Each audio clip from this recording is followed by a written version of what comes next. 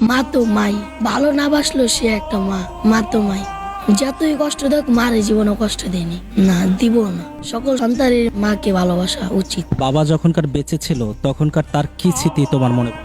বাবা মনে করেন আমার অনেক স্মৃতি মনে করতো, মনে মানুষেরা যায় না স্কুলে পড়ায়, মাদ্রাসায় পড়ায়। আমার ইচ্ছা আমি একটা মাওলানা হুজুর হইয়া আমি সবাইকে আমি পড়াবো, এটার ইচ্ছা। আর বাবার যে স্মৃতি পরে মনে করি আমি একটা বাবায় পোলাপাইন করে বাচ্চা করে লয়ে যায়, স্কুলে লয়ে যায় না, এই কষ্ট এটাই খালি মনে পড়ে। আমার আব্বু থাকলো আমার স্কুলে লয়ে গেত, মাদ্রাসাতে লয়ে গেত, আমার এটাই মনে পড়ে। তোর মা বেঁচে আছে? উনি কি তোমার সাথেই থাকে? না, এখন আছে শ্যামপুর গ্যান্ডারের পরে স্টেশন। ওখানে কি করে এটা আমি জানি না। এই যে ইয়া খাবার দেয় আবার ইয়া দেয়, এটাই খাই। এই যে বাবা মা ছাড়া থাকতে কেমন? অনেক কষ্ট হয়। মনে করেন পৃথিবীটা আমার অন্ধকার।